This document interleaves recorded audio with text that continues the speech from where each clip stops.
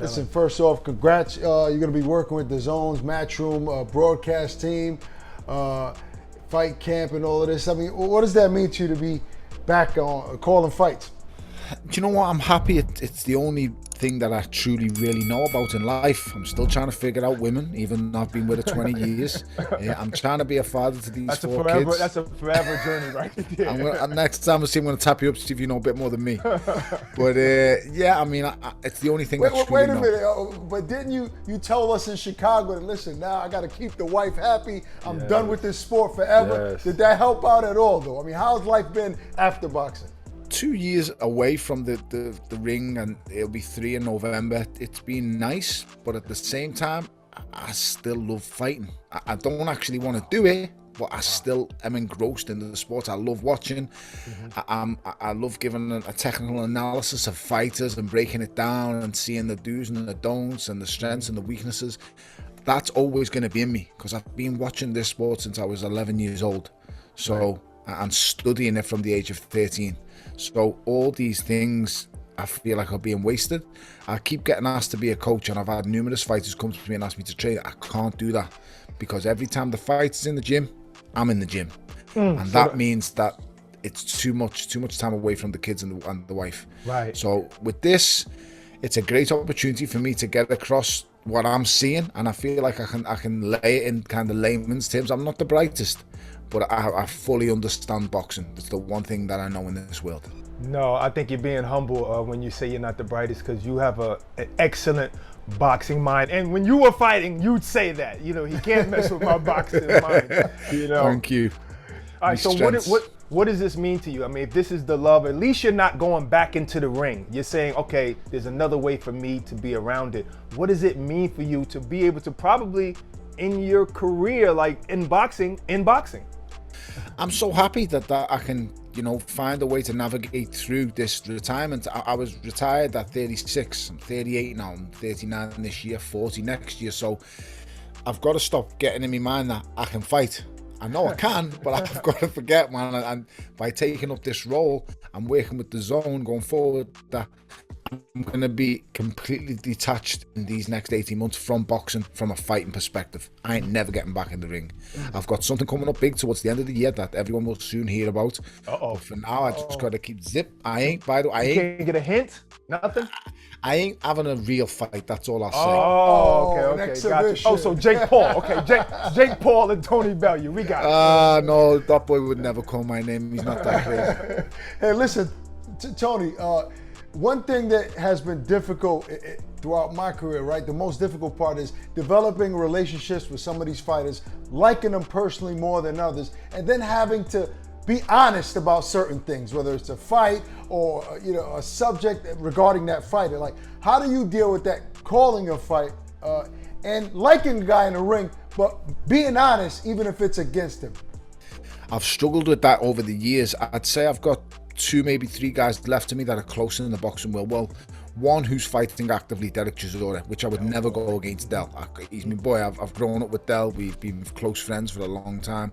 He's my brother. He's always going to be that. So I tend not to try and talk on the Del fights, but I do, and I get over exaggerated and I'll go crazy.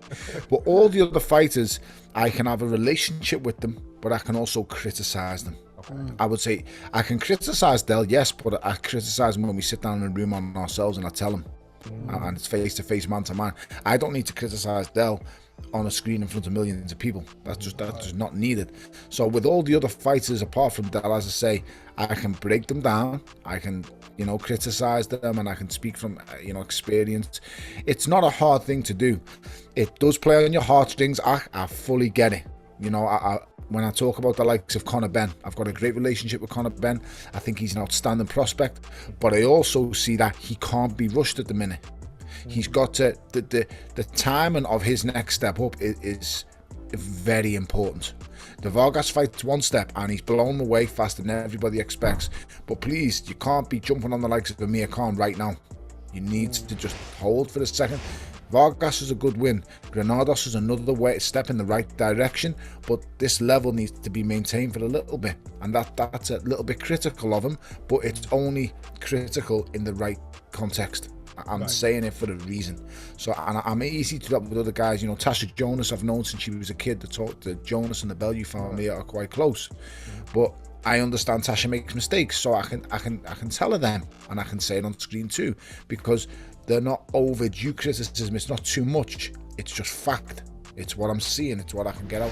So you don't think Conor's ready for Sean Porter, which is the name that he's been saying? If I'm making the match, I don't like the Sean Porter fight right now. Not yet. Not yet. I very confident young man, though. Yes. To be honest, he's one of the best prospects in world boxing. I think the only prospect in world boxing better than Conor Benn is Shakur Stevenson. I think he's the only one. For me, Shakur Stevenson does everything brilliantly. Yeah. This kid's got no weaknesses. There is still flaws in Conor Benn that I can see. You can see, you know, he can be exploited. He comes in at times and he's got no regard for what's coming back because he's so vicious. He's so intent on getting the job done. That's a flaw. You have to be wary of what's coming back at times. And as I say, there is these slight things that he will pick up on in the next 6 to 12 months. Just let's take our time. Sean Porter is a veteran and a very tough, hard-hitting veteran. Tough, fit, durable. This ain't someone who's going to take the fight on 2 weeks' notice. Sean Porter's going to want a camp, and if he gets a 12-week camp behind him, he's a problem. No one smokes Sean Porter. No one blasts him. No one has ever really decisively just beaten him. But you spoke earlier about Del Boy, and one thing that Tyson Fury said, it kind of made sense. He said, well, Usyk couldn't get Del Boy out of there. He couldn't really keep him off of him. There's no way he's going to beat Anthony Joshua. Do you feel the same way about that? That's an unfair comparison in my view, purely based on the fact of two different fighters, two different styles. AJ ain't gonna he is gonna try and jump on Usyk, but not the same way Del did. Del's gonna do it with no kind of skill or intelligence at all. Del's just gonna make you work. And if your work rate drops, then Del comes on in the fight. The thing for Usyk is his work rate don't drop, and his skill level on his footwork doesn't change either. It doesn't. If anything, it gets better as the fight goes on.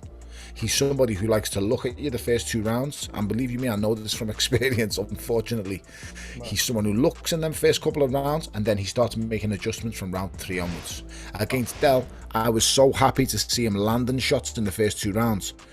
But already Alexander's made the adjustment come round 3 and round 4 and round 5, and it's so hard to catch him. The difference with AJ, he's a physical specimen.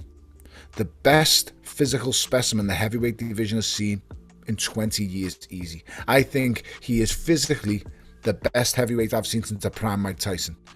I'm not saying his boxing ability, I'm purely basing this on his physical capabilities, his speed, his power. He's unmatched. No one in the world is anywhere near as good. Deontay Wilder is extremely powerful. Yes, much more one-punch power than Anthony Joshua, but his physical capabilities of getting from point A to point B are nowhere near as good as AJ's, and his technical ability, as we all know, is way off.